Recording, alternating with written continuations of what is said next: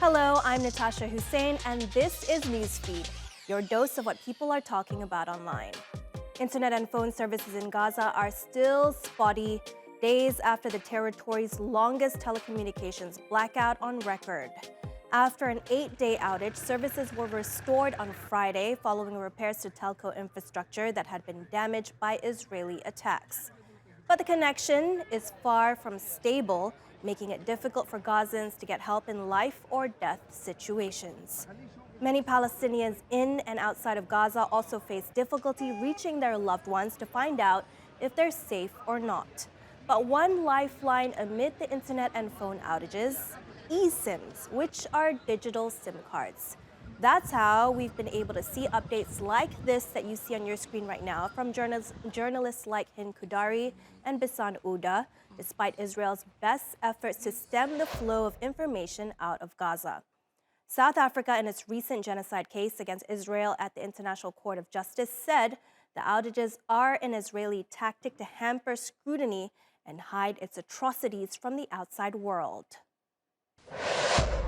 The international community continues to fail the Palestinian people, despite the overt, dehumanizing, genocidal rhetoric by Israeli governmental and military officials, matched by the Israeli army's actions on the ground. Despite the horror of the genocide against the Palestinian people being live-streamed from Gaza to our mobile phones, computers, and television screens, the first genocide in history where its victims are broadcasting their own destruction in real time in the desperate, so far vain hope that the world might do something. It's partly thanks to eSims that Palestinians have been able to share the horrors unfolding in Gaza to the world, despite relentless bombings and communications outages. Hundreds of thousands of eSims have been donated to Gazans through a massive online campaign called #ConnectingGaza. The grassroots campaign is run entirely by volunteers and has garnered support from all over the world. It's helped many journalists like Murtaza Zaiza and Bisan Oda get their story out. You cannot repost or share the stories of Motaz and Bisan if Motaz and Bisan don't have the actual internet to share it with the outside world. Families need to be able to call family members to let them know if they're still alive or where they are. Healthcare workers need these eSIMs to communicate, so buy them an eSIM. Download the Nomad eSIM app, and this will allow you to prepay for a SIM card that can get sent to someone in Palestine who needs it. From here, select regional plan, not single country.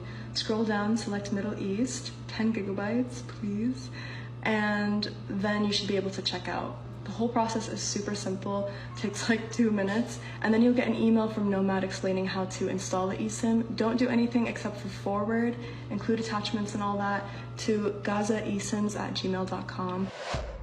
I donated an eSIM to Palestine on December 7th, and every single day after that, I would check the app religiously, hoping that it got activated, and it finally did last week, and every single day I've been checking in to see how much is being used, and I'm so happy that my donation can be used. As the atrocities in Gaza continue, netizens have an interesting take on why Israelis are reacting the way they are. And as Lara explains, it has a lot to do with their education system. The overt, dehumanizing, genocidal rhetoric by Israeli governmental and military officials. Amidst serious allegations, a disturbing reality persists. Israelis making fun of airstrikes. Israelis have been conditioned to dehumanize Palestinians, and it all starts in their education system. Israeli textbooks depict Palestinians as caricatures, primitive farmers, hordes of refugees, or terrorists. You cannot find one photograph of a human being who is a Palestinian.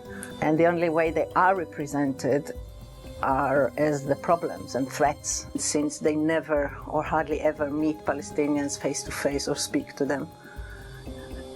Although they may live 50 to 100 meters from them, this is what they know.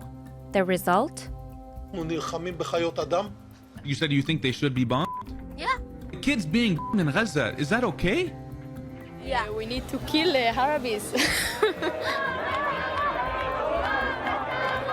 We your babies here. Google a map of Israel in Hebrew, and you'll likely see a distorted reality. No clear marking of the occupied territories. This skewed narrative, also present in Israeli textbooks, fuels illegal settlers claiming divine rights over Palestinian land. It's all this. What you see? It's belong to Israel. You are stealing my house. And if I don't steal it, someone else is gonna steal it. No! You have this necklace? That's Palestine, yeah. This is Israel. This is Palestine. Israel. הארץ שלנו. כל הארץ. כולה. כולל עזה. כולל הלבנון. Israelis learn about the Holocaust from nursery school to the 12th grade. A part of that learning is looking at horrifying images or exercises that encourage students to identify themselves with the victims.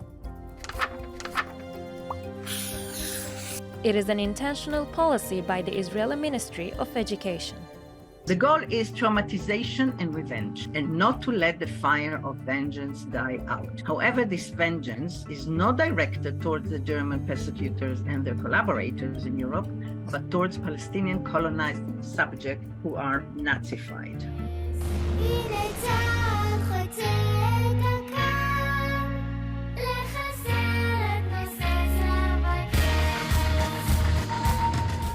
By weaponizing the Holocaust, the Zionism movement becomes a supposed savior, justifying any violence to prevent a similar event.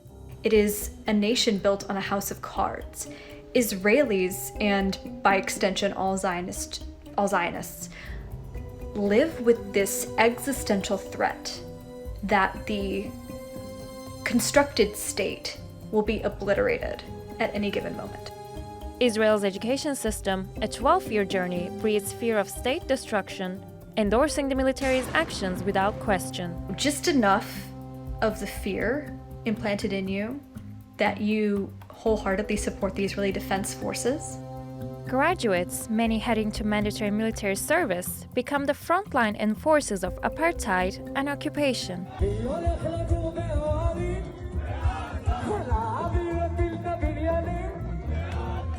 Why all this? Well, Israel clings to its identity as a Jewish state, and it does so by displacing, imprisoning, and murdering Palestinians routinely to manage demographics. And the only way to get its people to participate is by convincing them that it is the only way for them to exist safely.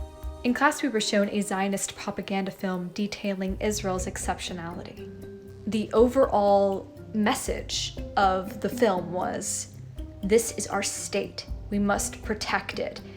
Israel is worth fighting for. I'm safer as a Jewish person in Israel, and Israel is going to protect me against diaspora anti-Semitism. In Israel's warped reality, seeing Palestinians as people seeking peace and freedom doesn't align. Who knew a Coldplay gig could lead to political backlash? Well, the Philippine president is under fire for using a series of publicly funded helicopters to fly himself and family members in and out of a Coldplay concert in Manila. The capital is notorious for its horrendous traffic, and it's even worse during major events like the Coldplay gig, which had 40,000 fans in attendance. So of course, the use of taxpayer funds by Ferdinand Marcos Jr. to avoid the gridlock has prompted an angry response from Filipinos online. Emily has this story from Manila. I'm here in central Manila, Metro Manila, and 40 kilometres from here is the Philippine Arena, which is where the Coldplay concert was held over the weekend across 2 separate nights. Now, I know from personal experience that it can take between 3 and 4 hours to travel from here to the Philippine Arena for a concert or a major event. And so it's no surprise that Filipinos were angry and frustrated to hear that their president, Ferdinand Marcos Jr., and his family members and loved ones travelled in a series of helicopters to make their way to the concert. The traffic was so bad that it even prompted Chris Martin, the lead singer of Coldplay, to address the crowd and thank them for attending. We've seen some traffic, but I think you have the #1 in the world. So thank you for making the effort to come through all of that to be here. Filipinos have taken to social media, to X, to Instagram, to Facebook to express their anger, and the overwhelming sentiment is that public funds should not be used for private purposes. There has been such a response that the Security Command has released a statement explaining why a chopper was used, and it says that the Philippines arena experienced an unprecedented influx of 40,000 people, resulting in unforeseen traffic complications. And this posed a threat to the security of our president, and so security opted for the presidential chopper.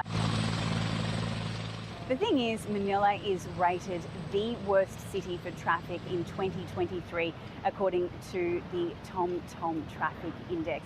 There is limited public transport opportunities, and the average travel time for 10 kilometres is 25 minutes and 30 seconds. So it's no wonder, as those fans were pouring out of the Coldplay concert and mainly using that one road that goes in and out of that arena, that they were frustrated that their president was flying over them using public funds while they were stuck in traffic for between 3 and 4 hours. You know the Madonna song which goes, "Time goes by so slowly."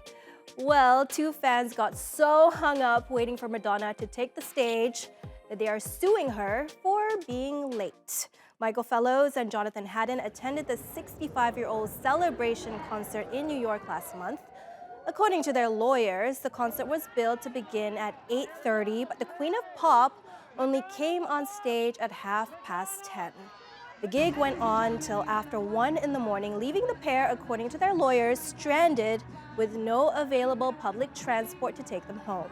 They claim they were so tired the next day that they struggled to take care of family responsibilities. Now to a sound that could define generations, and one that even got the multi-generational newsfeed team divided on what it was. There is only one sound in this entire world that will forever separate the old generation from the new one. For when the new generation hears it, they'll have no idea what we're talking about. But when the old generation hears it, we cringe. For we know the struggle we had to endure, that the new generation will never have to. So here is the one sound that will forever separate our generations.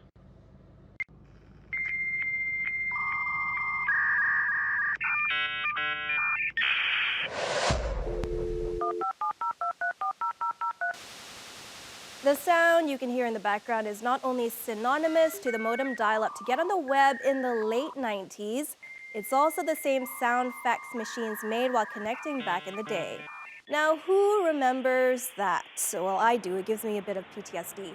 And with email and the internet later on killing the fax, it's no surprise that the sound has faded from modem or modern memory. And with that, we reach the end of our show. Find our latest stuff on YouTube and do subscribe to our channel. See you soon.